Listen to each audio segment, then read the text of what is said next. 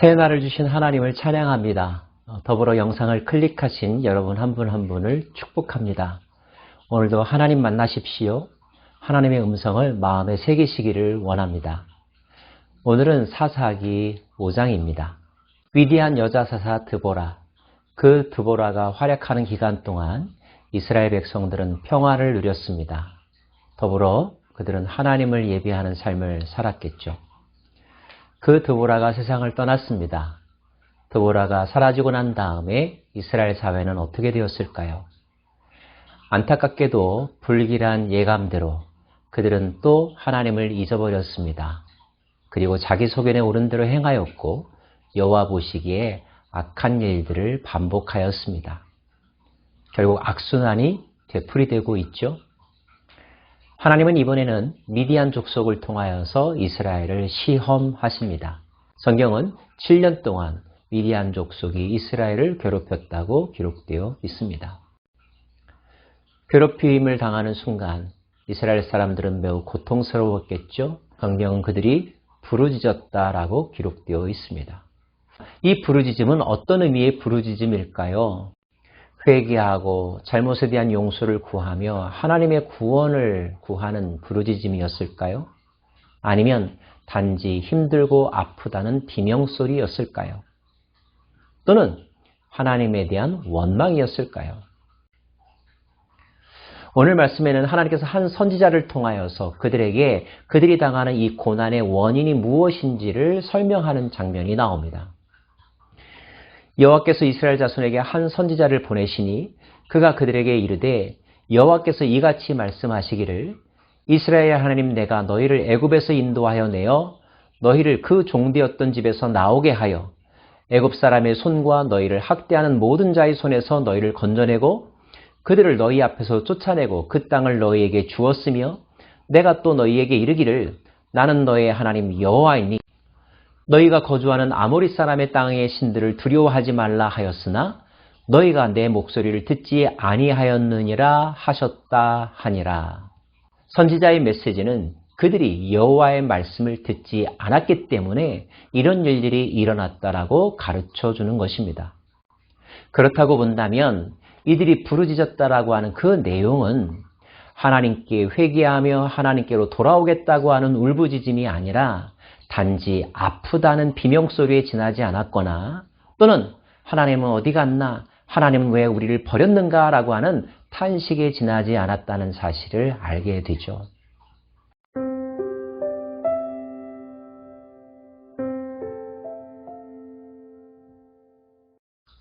원인도 모르고 부르짖는 이스라엘 백성들. 그러나 하나님은 그들을 외면하지 않으셨습니다. 하나님은 이번에도 누군가를 통하여 그 공동체를 구원하기로 작정하시죠.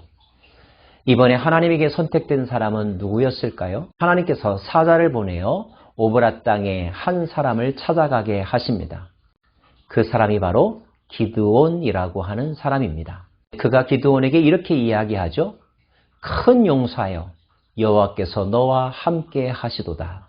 처음 보는 사람이 자신에게 와서 큰 용사라고 추켜 세운다면 그리고 하나님께서 너와 함께 하신다라고 하는 영적인 사실을 말해준다면 어떤 기분이 들까요? 기드온은 그 말들이 모두 낯설었던 것 같습니다. 기드온이 그에게 대답하되 오 나의 주여 여호와께서 우리와 함께 계시면 어찌하여 이 모든 일이 우리에게 일어났나이까? 기드온은 어떤 생각을 하면서 그 시대를 살아가고 있었습니까? 하나님이 우리를 버렸다. 하나님은 존재하지 않는다. 이런 생각을 가지고 하루하루 힘든 나날들을 보냈던 것 같습니다. 무엇보다도 이방 족속인 미디안에게 이스라엘 백성들이 착취당하고 약탈당하는 그 현실이 그는 이해되지 않았으니까요. 그런데 그런 생각을 가지고 있던 기드온에게 이런 소리가 들립니다. 너는 가서 이 너의 힘으로 이스라엘을 미디안의 손에서 구원하라. 내가 너를 보낸 것이 아니냐 하시니라. 근데 이 말을 누가 했는지 아십니까? 성경은 여호와께서 그 말씀을 하셨다고 기록하고 있습니다. 기드온은 그 말을 하는 분이 여호와인 줄 단박에 알았을까요? 그는 단지 이렇게 반문합니다. 오 주여 내가 무엇으로 이스라엘을 구원하리이까? 보소서 나의 집은 므낫세 중에 극히 약하고 나는 내 아버지 집에서 가장 작은 자니이다. 내가 그런 어마어마한 일을 할 수 있는 능력의 사람이 되지 못한다라고 하는 자기 고백이 이 표현 속에 담겨져 있죠. 대부분의 사람들이 이런 자아상을 가지고 살아가고 있지 않습니까? 자, 그럼에도 불구하고 하나님께서는 다시 말씀하십니다. 내가 반드시 너와 함께 할 것이라. 내가 반드시 너와 함께 할 것이라. 기도는 못 믿어서 요청합니다. 나에게 표징을 보여주십시오. 그러자 상대는 정말로 표징을 보여주죠. 기드온이 준비한 고기와 무교병을 지팡이를 대자 불로 태워 없앤 것이었습니다. 마치 모세가 호렙산에서 불타는 떨기나무를 본 것과 같은, 모세가 손을 품 안에 넣자 문둥병이 걸리고 지팡이를 던지자 뱀이 되는 것과 같은 표적이 기드온에게 일어난 것입니다. 기드온은 그 초자연적인 사건을 목도하면서 깨달았습니다. 아하, 내 앞에 계신 분은 보통 분이 아니시구나. 하나님이시구나. 그때 여호와께서 말씀하시죠. 안심하라, 두려워하지 말라. 죽지 아니하리라. 하나님을 보았지만 너는 죽지 않을 것이라는 것입니다.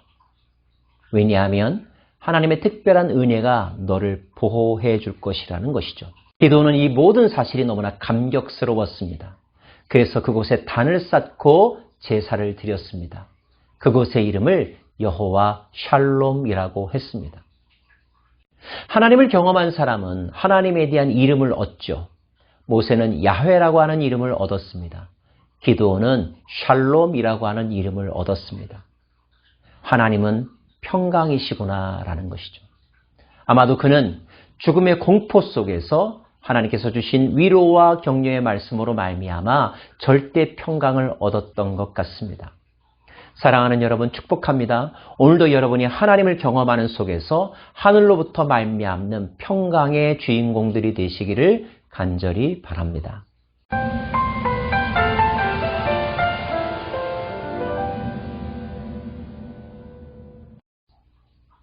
하나님은 기드온에게 말씀하십니다. 너희 아버지 집에 있는 우상의 제단을 헐어라.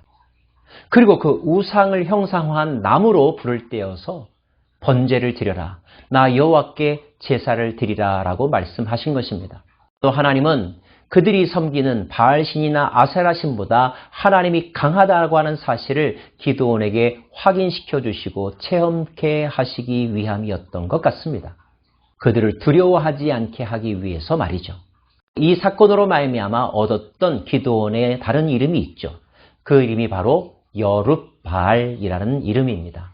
그 다음날 기드온이 저지른 일을 알았던 그 동네의 사람들은 바알이 기드온을 내버려 두지 않을 것이다 라고 수근수근 거렸던 것 같습니다. 그래서 기드온을 향하여 여룻바알이라고 말했던 것이죠. 그러나 사람들이 수군거렸던 그 예상은 이미 결론이 난 사건이었습니다. 기드온은 바알과 아세라 신들에 대한 두려움을 이겨냈고 그들을 하나님 앞에 제물로 드림으로 여호와 하나님만이 참된 신이신 것을, 참된 구원자이신 것을, 참된 통치자이신 것을 만방에 이미 선포한 것입니다. 여러분도 하나님만이 만왕의 왕이시요 모든 신 위에 뛰어난 신이신 것을 신뢰하십니까? 그렇게 고백하고 선포하실 수 있으십니까? 그리고 그 믿음대로 살아가고 계십니까?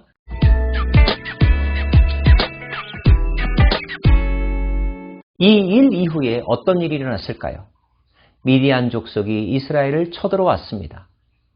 기드온은 그들과의 전쟁을 선포합니다. 그리고 백성들을 불러 모읍니다. 군사들을 모집합니다. 싸울 수 있을 만큼의 용기를 얻었던 것이죠. 여호와 샬롬이라고 하는 영적 체험을 통하여서 여룻바알이라고 하는 별명을 얻으면서 그가 획득한 것은 미디안 족속에게 더 이상 당하면 안 되고 그들과 싸워야겠다라고 하는 결단이었습니다. 그러나 그렇다고 해서 기드온이 완벽한 모습의 사람으로 변한 것은 아니었습니다. 기드온은 하나님을 찾습니다. 기드온이 하나님께 여쭈되 주께서 이미 말씀하신 같이 내 손으로 이스라엘을 구원하시려거든 저에게 표적을 보여주십시오. 어찌 되었을까요? 하나님은 그가 원하는 대로 해 주셨습니다. 하나님께서 이미 기드온에게 자기가 누구임을 나타내 주셨음에도 불구하고 기드온이 이렇게 자꾸 표징을 구하는 것, 불신앙의 모습처럼 보입니다. 맞습니다. 불신앙의 모습입니다. 표적을 보지 않고도 믿는다면 그것이 더 훌륭한 것 아니겠습니까? 그럼에도 불구하고 오늘 이 장면에서 하나님은 그런 표징을 구하는 기드온을 책망하거나 그것을 이유로 기드온을 떠나지 않으십니다. 모두 3번에 걸쳐서 기드온은 표징을 구하였는데 구할 때마다 하나님은 그가 원하는 대로의 모습을 나타내어 주심으로 기드온으로 하여금 하나님이 너와 함께한다는 사실, 하나님이 모든 신 위에 뛰어나다는 사실을 확인시켜 주고 계십니다.